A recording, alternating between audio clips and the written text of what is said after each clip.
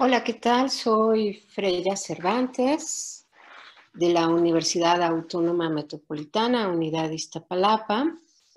Y bueno, para mí es un gusto estar aquí con ustedes para compartir esta presentación. Quiero agradecer a las doctoras Marina Garone Gravier y Adriana Raggi Lucio la invitación a este primer encuentro entre seminarios. Como integrante del Seminario Interdisciplinario de Bibliología, es para mí un placer participar y escuchar a las y los integrantes del Grupo de Investigación Intervenciones Críticas desde el Arte Contemporáneo y del Laboratorio de Ediciones Artesanales de la Facultad de Arte y Diseño. Aprovecho esta ocasión para apuntar algunas reflexiones sobre la noción de materialidad de las literaturas en relación con los estudios de la edición y la historia del libro, con la intención de indagar más sobre el concepto y como resultado de algunas de mis investigaciones sobre colecciones literarias. Las ideas sobre las que giran estas reflexiones son la literatura como objeto y concepto de estudio bajo la noción forma, en primer lugar. En segundo, el libro como forma material en la que la obra literaria se manifiesta para su transmisión, recepción y apropiación. Y como tercera idea, la práctica editorial como el proceso que modela la forma material del texto y la forma textual del libro.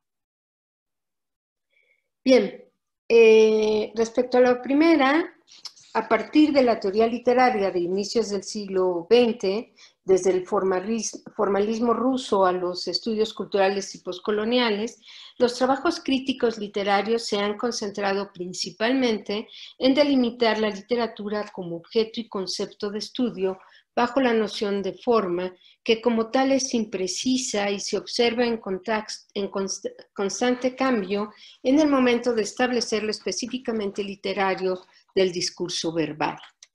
Al respecto, la investigadora literaria Nara Araujo destaca en la antología Textos de Teorías y Críticas Literarias diversos aspectos pertinentes a esta reflexión, como la importancia sobre la materialidad de la literatura y el tránsito de la literatura a la escritura y de la obra al texto bajo la tríada cíclica del autor al texto y de este al lector para volver al principio del ciclo, de donde resultan tópicos y problemas de vital interés para el estudio del fenómeno literario, como son la recepción y la interpretación, además de la enunciación, intención, representación y significación.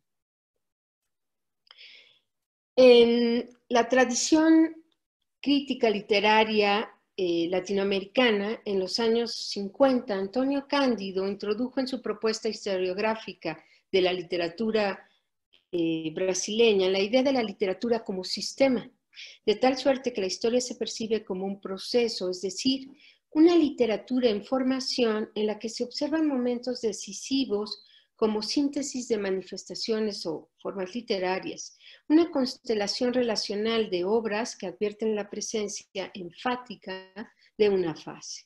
Cada fase de una literatura en formación presenta elementos internos, entiéndase lengua, tópicos, imágenes, representaciones, etcétera, y externos, sociales, psíquicos, económicos, etcétera, que literalmente se organizan y manifiestan en el devenir histórico.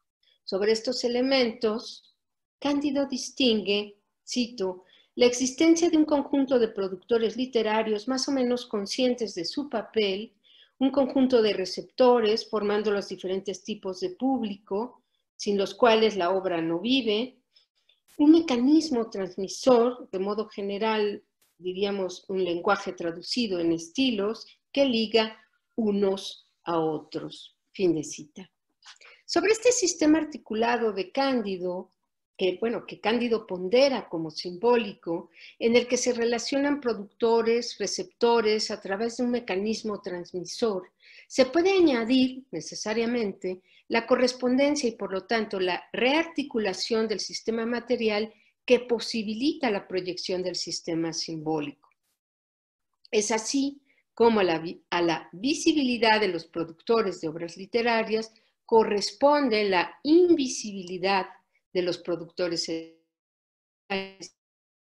y la diversidad de mecanismos y medios transmisores resultantes de su práctica, cuya materialidad, publicaciones en general, sean impresas, digitales, etcétera, liga públicos múltiples que revitalizan el sistema literario simbólico, pero también material de la literatura. Asimismo, la forma del discurso literario compromete otro término crucial para la teoría y crítica literaria, el texto, que, como advierte el bibliólogo Donald F. Mackenzie, se ha empleado metafóricamente y de manera restringida a su expresión escrita en la tradición literaria de Occidente. Cito: ¿es posible hallar en el origen de la palabra texto alguna ayuda que nos permita ampliar su significado de lo manuscrito impreso a otras formas?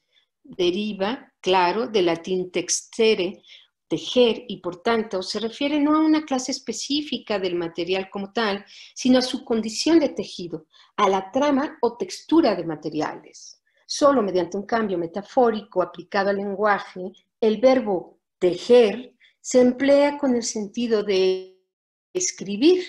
La trama de palabras se convierte en texto. En todos los casos, por tanto, el sentido original define un proceso de construcción material de una sustancia o forma.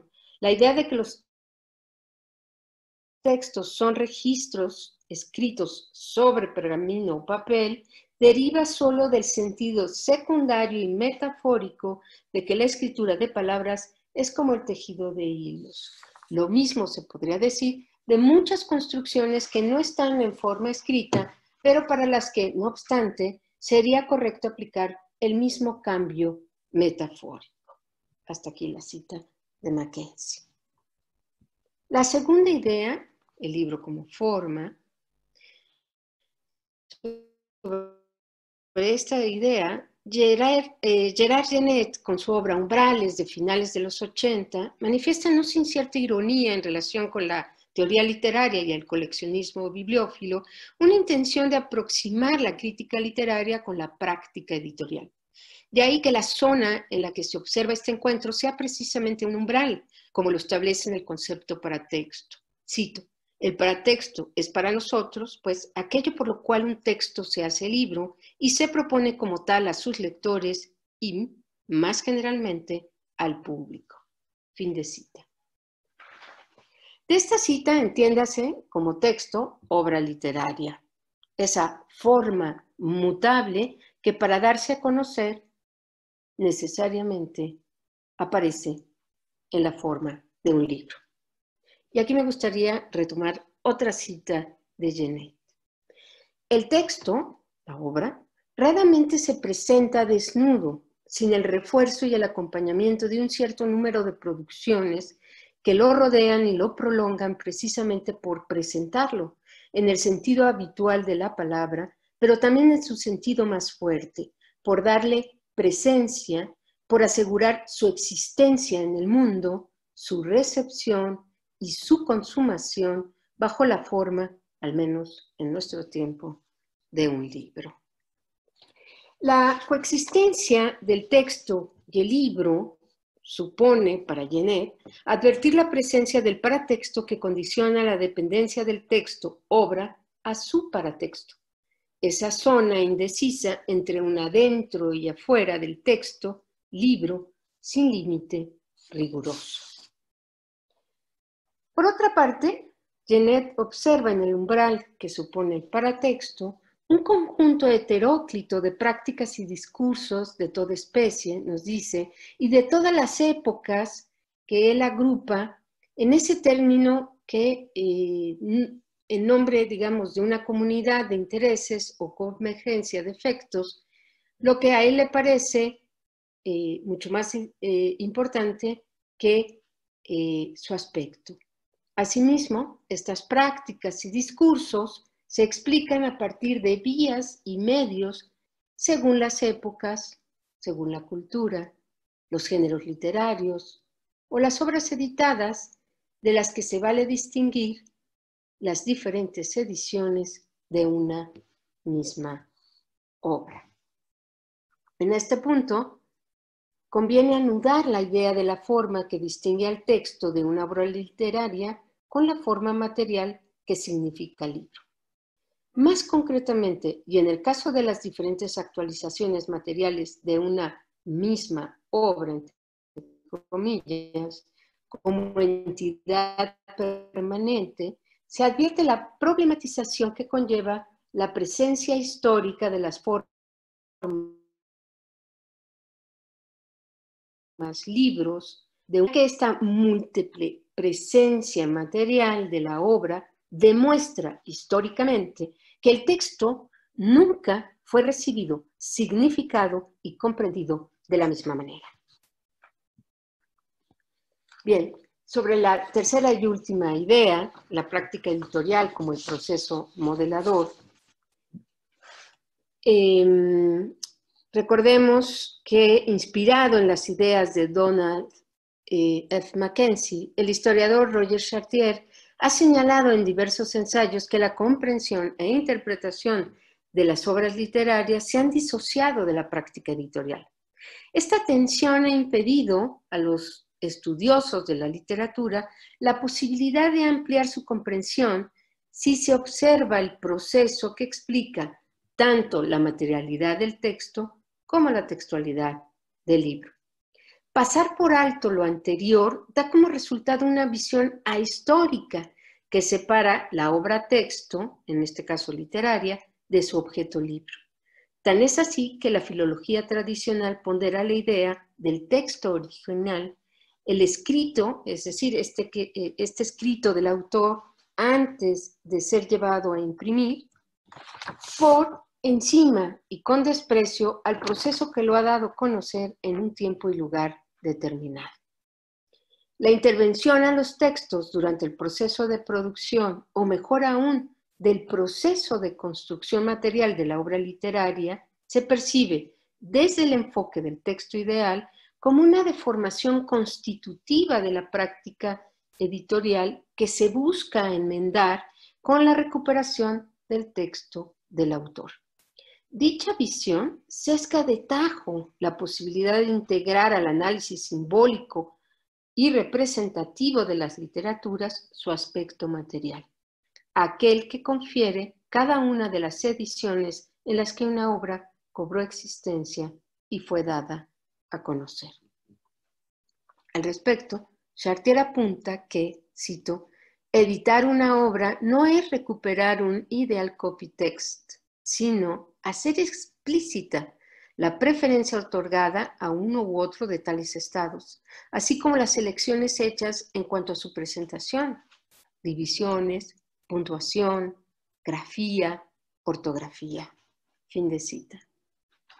Finalmente, podríamos decir que, dado que la materialidad del texto nunca es la misma como la obra literaria, la amplitud que supone la textualidad del libro resulta un horizonte deseable para seguir reflexionando y completando la comprensión de las obras literarias en la formación de las literaturas del mundo.